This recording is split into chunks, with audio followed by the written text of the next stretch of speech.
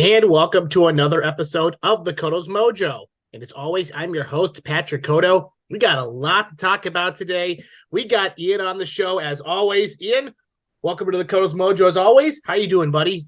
Doing fantastic. Finally seeing our Bears go on a 2-game win streak for the first time since 2021?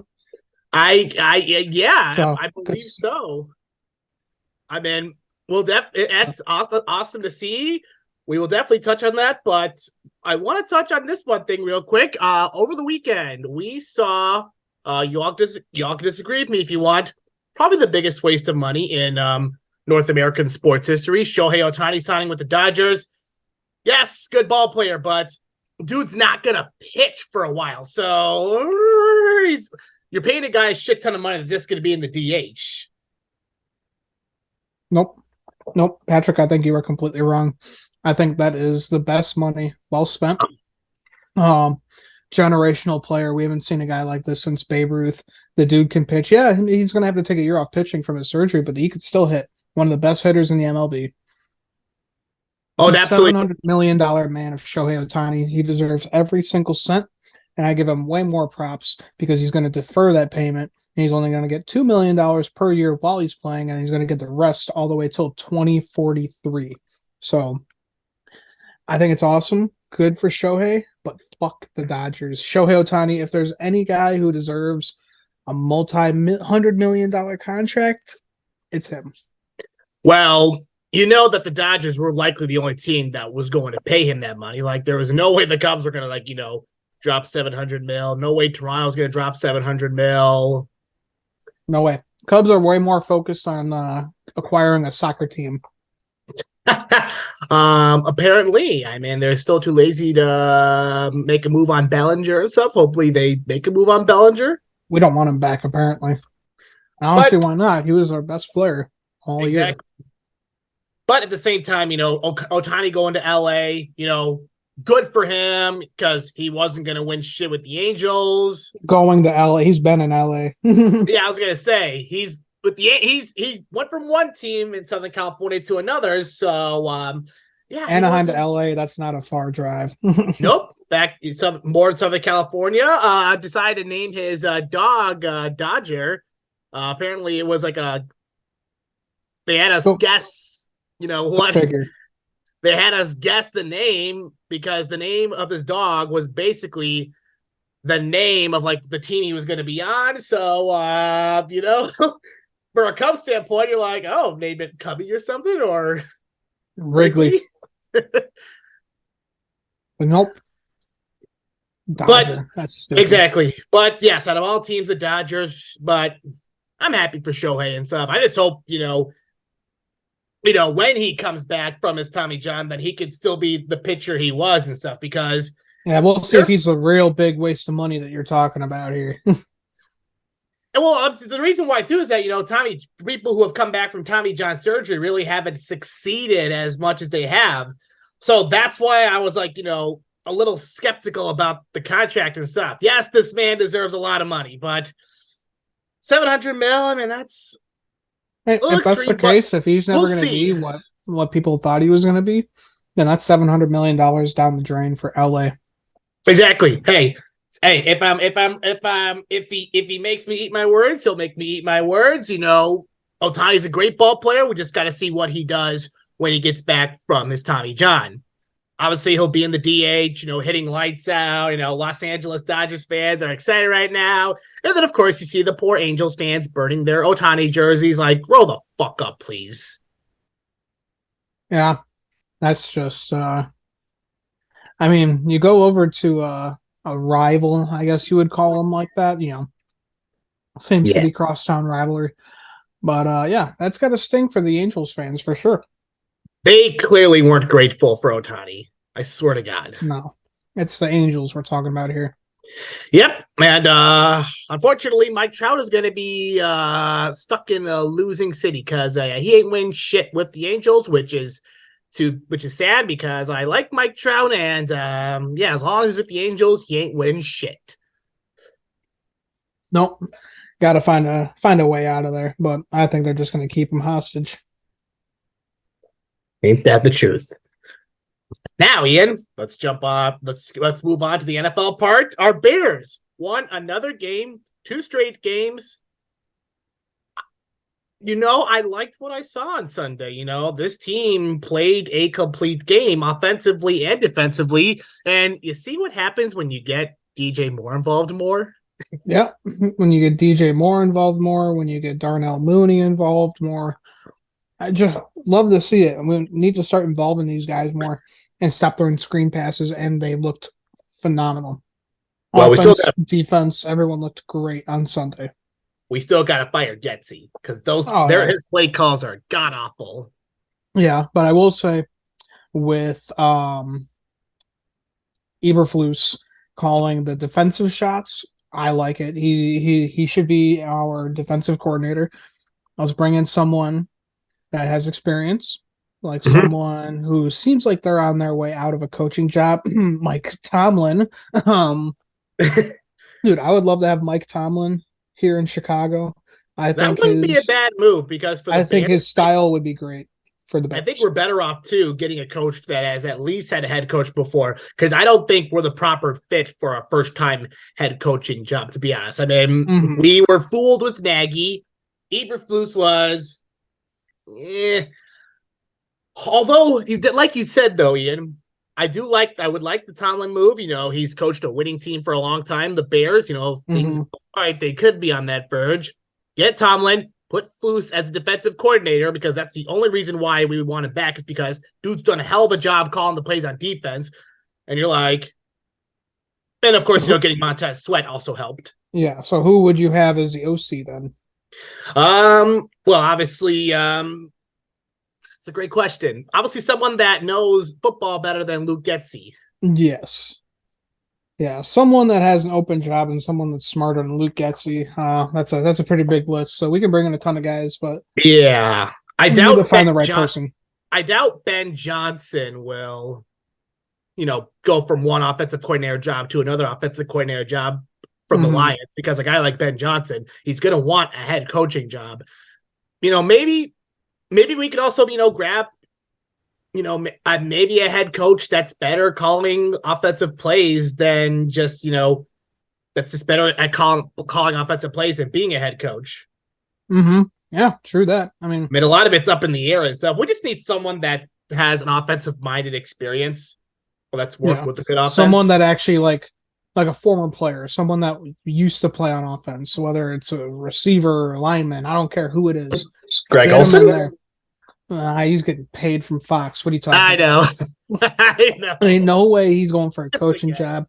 Because, dude, you see the money that Al Michaels is making, that's what Greg Olsen wants. Yep. But at the same time, we're happy to see, the Bears win as always. It looks good. Justin Fields looks good. You and I were talking last week. We were watching the game saying that we are going to give Fields one more year. I think he deserves one more year in Chicago because he's shown that he can do it. He's shown lately that he's able to put some games away. So you're like, okay, he's starting to pick it up a little bit. Okay. Yeah, he really is. And I think they're just looking better and better and better each week. Defensively too. Targets. Yeah. Yeah, defense. Montez Sweat was a great find for our defense. Been doing amazing so far. Yeah, we made the Lions look like shit. Jalen Johnson's finally doing Jalen Johnson things we expected. Pay the man. Yep, pay the man and get rid of Eddie Jackson. Yep. Yeah, Eddie Jackson's just turning into a clown at this point. Yep. Tremaine Edmonds had an interception the other day. So, yeah, our linebackers are being feisty. Jaquan Brisket, he had 17 tackles on Sunday. Yep. Fantastic, dude. Defense is phenomenal. This is how we're going to win games, is defense. And DJ Moore running the ball too. Holy shit. Let's dial up some of those more plays. Yeah, that was awesome. Just he hiked the ball and he ran for it. It was really cool to see. Justin Fields was lined up in position to catch the ball. Would have been cool if they threw it to him. And then he had the touchdown of DJ Moore on like 4th down and 4th and 13. Of course, the Lions did jump offside, so free play. But hey, we took well advantage of it, got the touchdown, got the lead back, and never gave the lead back. You Did know, you hear just what they said? Did you hear what the announcer said when the Lions were 4th and 29? fourth in Naperville. Fourth in Naperville. I was like, what? Naperville? I'm surprised he didn't say Addison because he went to high school at Addison Trail. Oh, really? Yeah, up at Addison Trails. Yeah, I'm surprised he didn't say that. Well, like you don't want to say your hometown. Like that's a little more north of Chicago. Yeah, who knows? Should have said something Maybe if it like was like 4th and 40, he would have said Addison. fourth and Starved Rock if he knows where that is. Yeah, right. But overall, it's you know good to see the Bears, getting better and better. Like when we've noticed it in the month of November, even in the losses to the Lions at Detroit and the loss at New Orleans, the Bears have shown their bright spots, and now they put a full game together and got the big win. John actually texted me that the other day. I was like, oh shit, I wasn't quite paying attention to that part. That's where Edmonds had the intercept. He's like, fourth and Naperville. I was like, at all towns. But no, Yeah, good to see the Bears. that's pretty funny. 4 games left, 5-8. We're 1 game behind the Packers. Obviously, I don't want to get my hopes up too much, but we could really finish the season on a high note. Yeah, we can finish off the season better than the Packers. Yep. Playoffs, a lot has to happen for us. I mean, I will definitely take, we could finish the season 9-8. I know that's a lot asking for. But we've got, Cleveland, the Cardinals, the Falcons, and the Packers at Green Bay. Obviously, as they always say, one game at a time, which starts with Cleveland, the Justin Fields Revenge Tour game, because obviously we remembered what happened the last time the Bears played the Browns in Cleveland. Myles Garrett had himself a day sacking Justin Fields all day long. Yeah, but remember, we're playing Joe Flacco on Sunday, and he went We off. We are playing Joe Flacco, who went off. And I'm like, another quarterback, another player straight off the couch. If you remember that New York Giants intro against the Buffalo Bills, Justin Pugh straight off the couch. Yeah, that's literally what Joe Flacco did, straight off the couch, and had a day against the Jaguars. Love to see it. So we'll see what happens. I think your boy David Bell had himself a touchdown on Sunday. His first career NFL touchdown. Can you believe that? Took him long enough. Yeah, it took him long enough because they don't like to use him. I don't know why they don't want to use him, because David Bell's a damn good wide receiver. It's just Cleveland being Cleveland. They like to find so many different ways to lose and not be relevant. Yeah, well, one thing's for sure, Ian. With you, obviously, as a big Purdue fan, I know you're never going to get a Cleveland Browns David Bell jersey. No, once he leaves, whatever team he goes to, dude, I'd rather get a Green Bay David Bell jersey over. I was just going to say, you're really going to go that route? I would go that route because the Browns are fucking terrible. The Browns are fucking terrible. We can't stand the fucking Browns. We just can't. Ugh. I don't think they're going to make the playoffs this year. They'll never make the playoffs ever again with the way they're going. Well, with all the quarterbacks and criminal players they're getting. Mm-hmm. But, we'll see what happens with the Bears. It all starts with the Browns. Then we got the Cardinals, the Falcons, and the Packers. I think there's some good positive vibes going for the Bears. Obviously, again, we have to get rid of Getsy because, the screens are just... Yeah, no, definitely. We need to stop the screens. Just keep doing what we're doing when we're passing them for into the end zone. It'll be golden. Exactly. Now, taking a look at the rest of the NFL, after this weekend, we kind of have an idea of who could be some clear Super Bowl favorites. And really, there's only one team that I feel like is a clear Super Bowl favorite, and that's the San Francisco 49ers. The Eagles lost a bad one to the Cowboys. The Dolphins let one get away against the Titans last night. The Chiefs found a way to fuck it up with Mahomes bitching to the officials for the right call. Yeah, Patrick Mahomes throwing a hissy fit over the correct call for the guy being offsides. Dude, you're pissed off about them making the correct call. He only wanted it not to be called because it was such a cool play. Like, dude, fuck off, man. So annoying, man. I mean, people are like, "Oh, I'm so surprised and shocked by this behavior by Patrick Mahomes." Like, no, I'm not. Have you seen his fucking family? Look at his wife. Look at his brother. They're the most annoying pieces of shit I have ever met. The only person out of that family I actually like is Pat Mahomes, and he's a baller. He is. Although he did get on my nerves, obviously, on Sunday. Like, dude, that was the correct call. I'm sorry. Yes, the Mm-hmm. play was awesome. Because if Tony's not offsides, that play Mm-hmm. stands.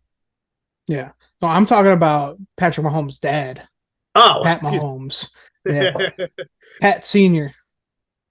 Makes more sense. But yes, no, that great play. But Tony, as they always say, film was a line. His foot was over the line. And as a receiver, too, you gotta know where the fucking ball is. Yeah. Yeah, it's ridiculous. And I'm not surprised, too, because this isn't the first time Kadarius Toney has fucked up all season.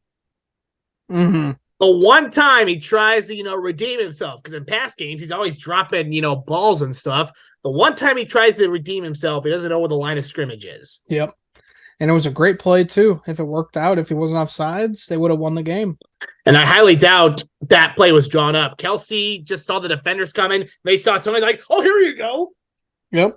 Hey, do something fun. Yep, made a legal pitch, made a clean pitch to him for the touchdown. Again, if he's not offsides, Mm-hmm. that amazing play stands. Would have been golden. Yep, but nope. You had to line up offsides. The officials made the correct call, and then Mahomes and everyone's going off for the rest. He even said that to Josh Allen after the game, like, you really Like, Josh Allen doesn't care. He's like, we just won a fucking game, cleanly. Now, of course, there's also on social media showing that Von Miller's offsides on a play. They're not going to always call every play. Yeah, they're not going to call every play, but they saw that. He was clearly offsides. Yep. And if he wasn't, that amazing touchdown stands. So, and do call me crazy, but I don't think the Chiefs go back to the Super Bowl. I really don't think they do. Not this year. No Keep way. in mind, who do they have as their offensive coordinator? Mr. Matt Nagy himself. In his second year, where we saw with the Bears in his first year, the success with the offense, same shit with Kansas City. But look at his second year with the Bears. Kansas City, second year. Offense really hasn't been explosive as we thought. No, they haven't. So, yeah, that's the Matt Nagy effect right there. And, oh, so sad to see. But it capped off a great day of football. The Ravens got by the Rams in overtime thanks to a Tylan Wallace punt return at the end. The Saints won a game against the shitty Carolina Panthers. And no surprise there, Carolina sucks.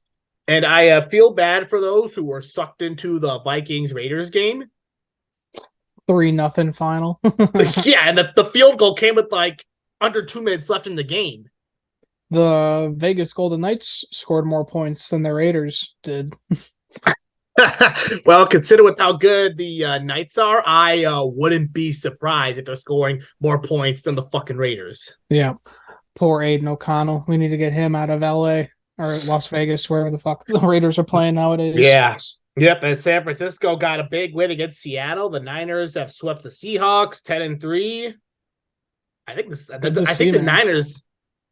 think the Niners are a clear Super Bowl favorite because they're the most dominant team in the NFC right now. The AFC is pretty weak this year. Yeah. Well, let's not remember halfway through the season, 49ers were kind of falling apart a little bit. They weren't looking like their superstar selves. Yeah, they did have some injuries, but I will say Brock Purdy's still young, still kind of a young team. George Kittle's leading the way for these guys. But yes, Patrick, I do agree. I think they'll make a deep playoff run, but they got to keep it up and not fall back on their woes. Stay healthy. And I think the Niners will be on top. Need to keep winning, too, if you want to keep that home field advantage because the Cowboys are hot right now. Oh, my God, dude. Who had that on their bingo card this year for the Cowboys being on top? I mean, it's not really a surprise because the Cowboys, we've seen the past couple of years, the Cowboys have been racking up the wins, but they've had a couple, bad losses and stuff. Obviously, this was a complete dominant win on Sunday against the Philadelphia Eagles.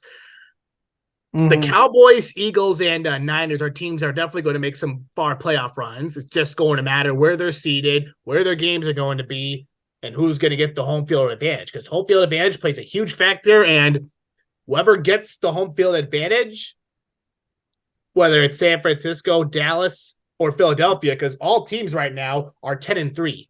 They're all 10 Yeah. and 3 right now, and literally they're battling, who's going to get that home field advantage. Whoever gets that home field advantage is likely a Super Bowl favorite. Yeah, I think so too, because we know all the home fans for the Niners, Cowboys, and Eagles, they are some of the most passionate football fans we've ever seen. So they are going to make that place loud and uncomfortable for the visiting team. Well, even when San Francisco's on the road too, if they do go on the road, those Niners fans travel really well.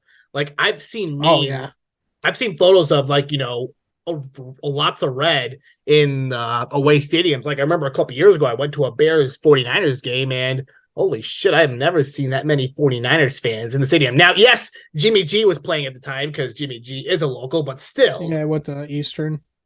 But it does seem like, yeah, 49ers fans travel well, just like Cubs fans. You see Cubs fans everywhere, all over the nation, just like Niners fans. I mean, we know a Niner fan, Nick Donato. Yes, sir. Yes, He sir. likes to Yes, wear sir. that stuff proudly.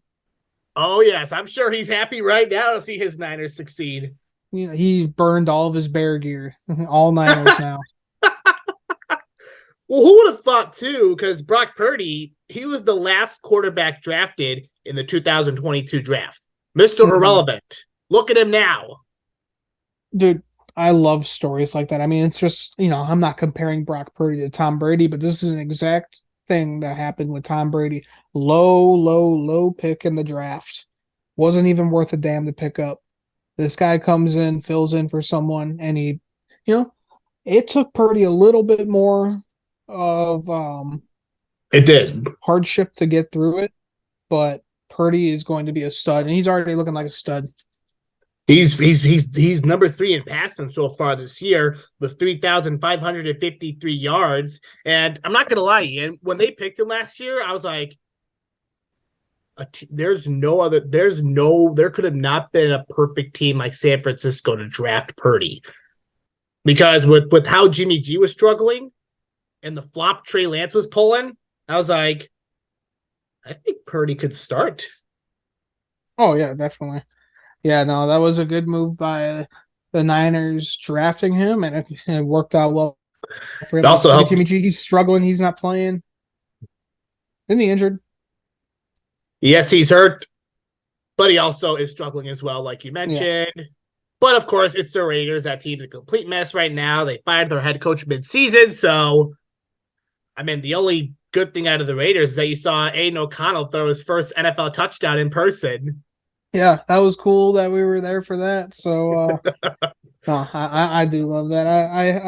I love Aiden O'Connell. He's struggling over there and with the Raider Nation right now. Mm-hmm. Getting a ton of hate because I follow the Raiders and a bunch of Raider pages just for Aiden, and man, people hate on him, but he's just got no help. He's only That's got fan. one guy, and that's Devontae Adams. Yep, that's fans in general. They're always going to shit on a quarterback who Yep. struggles.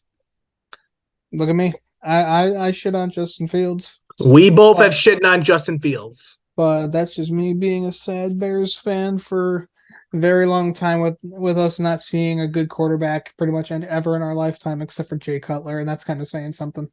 Yeah. Well, even for like players like Jay, all us, fans like our parents and stuff, they've had to go through a lot of hell with the Bears, except in '85. Yep. I still think we would have done a lot better if we kept Kyle Orton. I would have to agree. I liked Kyle Orton with Chicago. He had some potential and Yep. He did died in well. Denver. Exactly. Yep. Well, Ian, we got ourselves another exciting week of football coming up. We got 3 Saturday games as well. It's going with the Chargers with 3 Saturday games, a Thursday night game. Lots of good football happening this weekend, which means we will go on to our 3 picks, our lock, upset, and third winner. I will go first, Ian. My lock this week, I'm gonna go with the Dolphins to beat the Jets. Good pick. My upset, and you're gonna love this one. I'm gonna go with the Broncos. Will stay red hot against the Lions. I like it. And my third winner, you know, third winner, San Francisco over the Cardinals. All right, not bad. My three picks, my lock. I am gonna go Giants over Saints. I think the Tommy DeVito is a baller in New I York right love now. that DeVito. Did you see his agent? Dude, his agent was dressed up like a mobster, and his dad and I his like agent his were agent. kissing each other on the cheek like old Italian style. And dude, DeVito goes like this when he scores a touchdown. I'm like, dude, he's the Italian stallion, man. I love this guy. The Italian So stallion, and they beat the Packers last night. Oh my god, you could yeah. have had a better night of watching football. So I know the Giants are 5-8 and the Saints are 6-7, but I'm making that my lock because I think the Giants are a different team with this Tommy DeVito kid. Now that Yeah, Dan Jones, the bum, is out, let's focus on Tommy DeVito. I love that family. Oh my god, that's his Hmm. agent. I wonder what his agent's going to rock this Sunday. Yeah, right. Love to see it. I am gonna go upset. Bears over Browns. You know what? I'm gonna be a homer here. Yes, sir. I Bears are love it. Bears are looking pretty good. Browns, yeah, they won, but they're still a struggling team with Joe Flacco coming in. He's pretty old. Um, and my Joe third Flacco has pick, also lost his last two matchups against the Bears. So yeah, very true. And my third pick, three, excuse me, last three. I forgot he was on the Broncos too. And we beat him in 2019. oh, that's right. And my third pick, I will go Cowboys over Bills. Ooh, I like that's going to be a good game Sunday. Absolutely. Yep. Julian, let's jump off. Let's jump on from our NFL talk. We'll go to the NCAA football portion with all the bowl games set. And of course, our playoff teams. And there's obviously one team that sparked a big controversy, Alabama getting in over Florida State. Yeah, pretty. That's it's a bunch of bullshit. It's just the NCAA playing favorites. They don't trust that Florida State's going to be a competitor with their top quarterback out. Maybe if because obviously we all remember Ohio State got in in 2014. They also had a third string quarterback. Maybe if Florida State ran up the score, because Ohio State they dropped 59 that year on Wisconsin, who had the best running back in college football that year. Maybe if Mhm. Florida State ran up the scoreboard because they limped past Louisville. Oh, big time. Yeah, no. If Florida State maybe dropped 40, I think they would have gotten in because they go by points and stuff. So that's mainly the only reason why I think Florida State got screwed is because of points. But at the same time, I thought they deserved to be in. Yeah, they're undefeated. They're undefeated. It doesn't Exactly, make any sense. and they've beat some Power Five teams. Yeah, Alabama lost the game this year. That doesn't make sense how a team with one loss goes in over a team that's undefeated. That's just the NCAA playing favorites going for That's Alabama because Alabama is one of the big sweethearts of college football and they love to see them in the playoffs. That's why. we're I gonna just have. cannot wait for this 12-team playoff starting Oh, next season, man. dude, yes. You It's got going to the make cheaters. football so much better. If you have the cheaters and the Golden Boys facing off in the Rose Bowl. Yep. So And then Washington and Texas going to play each other for the Sugar Bowl. That's going to be awesome. And I'm then the going with stage will be Texas to set. win it all this year. I would love to see Texas win it all. I don't know, man. I think Washington's just too good. I think Washington's going to bring Pound Town to Texas. Well, both teams are in their final year of their respective conferences. Obviously, Washington's going to go to the Big Ten next year, and then Texas is going to go to the SEC. So we'll see what happens. I will be happy to see either of those teams win, and not Alabama or Michigan. Yep. I hope something crazy happens at the stadium where both teams are playing and the team they don't die. I'm not wishing death upon them, but they're never to be found ever again. That would be the best thing ever to happen. You could only wish, man. You could only hope. But that's hypotheticals. We'll see what happens. But and then we got other bowl games too happening. We got Oregon and Liberty in the Fiesta Bowl. Oh, let me back that up. Back the truck up a little bit. Georgia and Auburn. You teams had one job to beat Alabama. You two had one job. Yep. If Auburn doesn't convert, I'm not Auburn. If Alabama doesn't convert on that 4th and long against Auburn, they lose and they're out of the playoffs. Yeah, go figure. And then if Georgia beat them in the ACC championship game, that's just the funniest shit ever. exactly. Like America right now hates Georgia and Auburn because they did not beat Alabama. Yeah, Alabama did not look as good as they have been in the past. This year, like they only had one loss, but still, it wasn't a smooth season for them. No, they had a limp by. They barely beat South Florida too. Mm-hmm. But looking at some of the games, you got Georgia and Florida State in the Orange Bowl, Fiesta Bowl with Liberty and Oregon, Penn State and Ole Miss in the Chick-fil-A Peach Bowl, Mizzou and Ohio State in the Cotton Bowl, and just taking a look at the rankings right now, Ian. Yeah, if the playoffs started today, we would have gotten some good matchups because besides the 4 we talked about, got Florida State, Georgia, Ohio State, Oregon, Mizzou, Penn State, Ole Miss, and Oklahoma. Those are your 12 teams right there. Mm-hmm. So that playoff would have been... Dude, it would have been awesome.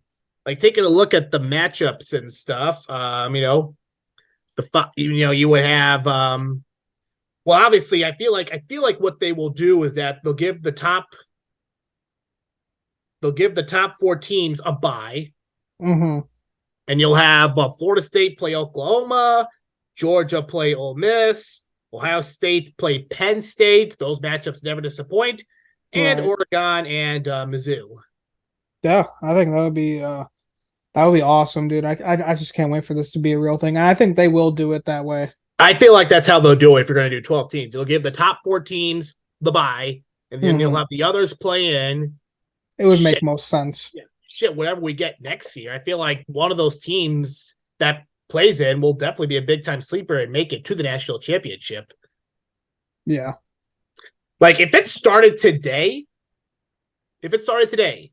I think Georgia would have been that sleeper. Yeah, I think Georgia's really good. I think that was just kind of a flop that they lost to Alabama. I think they would win it all, honestly, this year.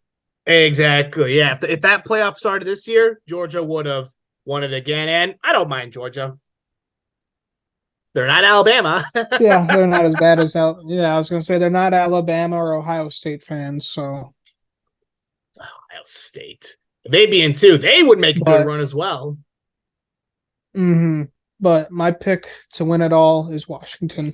I like that pick, Ian. I like Washington. I'm going to stick with Texas, but we shall see what happens. Anybody but the Golden Boys are cheaters. And really, there's only 2 teams we can pick besides those 2. Right. Yep. Well, Ian, let's wrap up from our college football segment and let's jump on to our big 3. This week's big 3 is a good one. We're going to go to our big 3 Christmas movies. Ian, I'll let you start off with what Christmas movies you like. All right. Well, number 1, obviously, Christmas Story. Me and my family, we watch the 24 hours of the Christmas Story on TV every year. Number 2 would be Elf, for sure. Okay. Number 3, Christmas with the Cranks. I was gonna say you love talking about Christmas with the Cranks. That's a good movie, and that's a good movie. Elf's obviously a good classic. Movie. Yep, and then of course Christmas Story as well. You'll shoot your eye out, kid. Oh, fine. Oh yeah. I shot my eye out. Who shot my eye? I said the word. The F dash dash dash. A lot of good stuff in that movie. Well, Ian, let's go on to my big 3 Christmas movies. My first one, and this movie I just been starting watching a lot lately, and holy shit, have I been missing out, but It's a Wonderful Life. I've been hearing all the time. You've never seen It's a Wonderful Life before? I haven't watched it that much at the time. I just started watching it a lot. I'm like, holy fuck. Oh. Yeah, it's a great movie. Great. I love that movie so much. Nicely done. Mm-hmm. I might watch it. I might throw it on again after this. There you go. And then my second one, I know you hate this. I know you've been annoyed with this actor lately, but I gotta go with National Lampoon's Christmas Vacation. Yes, Chevy Chase has been sparking up some controversy lately, but you can't go wrong about that movie. Yeah, it's a great movie. Yeah, regardless of who he is, it's just a wonderful movie. Yeah, and his vacation movies really never really disappoint. Those are the only movies that I watch in general with him. But no, Christmas Vacation will always be my go-to. Had it on before we recorded, and love that movie. Do we see some asshole out there? Just some asshole out there in his bathrobe doing this. Sure, it was full. Yeah. And then, yep. And then my last one. I mean, this is one that you can't go wrong about. And this is more of I feel like an underrated movie. But Deck the Halls with Matthew Broderick and Danny DeVito. Oh my god, I haven't seen that movie in a long time. Yeah, that's the one where Matthew Broderick wants to do his normal Christmas tradition with his family in the month of December. And then along comes Buddy, who is played by Danny DeVito, Buddy Hall and his family across the street.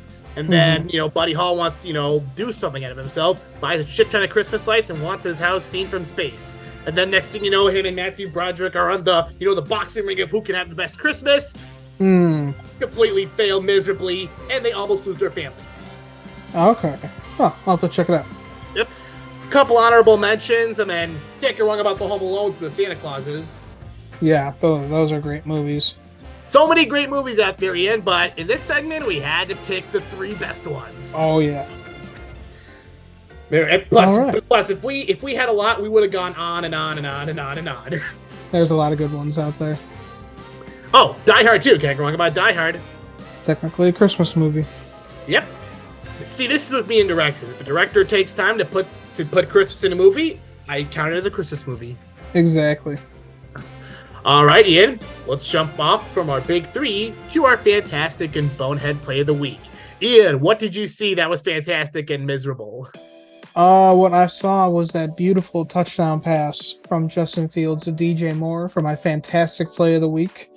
That was 44 yards or something? It was on 4th down for sure, 4th and 13. Yeah. And obviously the Lions jumped off sides, but still, DJ Moore, wide open, touchdown. See what happens when you use DJ Moore a lot? Yeah, exactly. And you know what? I'm going to give everybody a pass this week. I haven't seen anything too terrible, I guess. Not going to bash Mahomes? I guess you could say Patrick Mahomes, with him being a little bitch. And his whole family just going after the NFL and everything. You know what? No, you know what? They're right. My terrible play is on the refs for doing their job and calling that player offsides. How dare you? How dare you pull a penalty for a player that is offsides, clearly offsides, but look at the play. It was a lateral move for a touchdown. Oh my God. Let it pass. Oh man, the Mahomes family is delusional. That was good. I loved how you scripted that. Well, my Fantastic Play of the Week. My Bonehead's obviously similar to that, but we'll start with the Fantastic. We're going to do an honorable mention first. Back to that Bears game. A DJ Moore rushing touchdown on the end around. That was awesome. Never really get to see that with the Bears. Still hard to believe, too. I'm like, he really scored like that. Like, what the hell? Yeah. And then, pretty cool to see. Oh, yes. And then to my Fantastic Play of the Week, we're going to go to the Rams-Ravens game where Tylan Wallace walked it off with a punt return touchdown. A great game between the two teams, a shootout, and it ended with the Tylan Wallace punt return. And it was not an easy one, too. He had to scamper down the sidelines, keep his balance, and win it for the Ravens. That's awesome to see, man. Yep. And my Bonehead Play of the Week, Kadarius Toney not knowing the line of scrimmage is. Yep, big time. Like, You gotta be smarter than that. If you knew where the line of scrimmage was, that amazing touchdown happens. And it was a great touchdown. I actually liked it. I was like, Oh, it was a sick play. Yep, but nope, he didn't know where the line of scrimmage is, and that sparked some Patrick Mahomes controversy. Of course. And apparently his girlfriend had to get involved with it, and I'm like, or wife, excuse me. Yeah. Yeah, she got a little crazy on Instagram. Well, she's always crazy. Yeah, we know that. And that wraps up the show. Ian, another great episode of Koto's Mojo. Obviously, these shows are good when the Bears are good. Yeah, I'm definitely a lot happier talking about things. Yep. Hopefully next week, we're in that same mood because obviously next week is a step closer to Christmas. So, yeah. Hopefully the Bears will lay some Christmas wins underneath our tree for the next couple weeks. I was just gonna say, and we got the New Year's Eve game against the Falcons. I'll be at the Christmas Eve game against the Cardinals. So, a few more good Bears games coming up. Yes, sir. I don't think. Hopefully, Ian, because that'll be your third Bears game against the Falcons. Is it really? Third game? No, third game this year for you. Oh yeah, it'll be my third game. Because I don't think you've ever seen the Bears win at all the games you've gone to in a season, if I'm correct. No, I haven't. So a chance for you to see the Bears to win a game, all the games you've gone to in a season. Holy shit! What a rarity that would be. That would be cool. Let's get there first. Yeah, I was gonna say. Well, we'll obviously get there. Yeah, we'll get there. We'll get there. But yeah, the chance of Ian seeing Bears wins, all Bears wins in a season in person would be cool. Yep, I haven't seen that since. Oh shit, when was that? I guess 2012. Because I went to two Bears games that year. I went to four games in 2013. The Bears almost won them all, but then they had to fuck it up against the Packers in Week 17. No, let me back that up. Chris Conti had to fuck it up against the Packers in Week 17. Oh yeah, just letting Randall Cobb blow right by him. Touchdown Packers. They win the division. Yep. Awesome. Well, everyone, thank you as always for tuning into the Koto's Mojo. We will see you next time.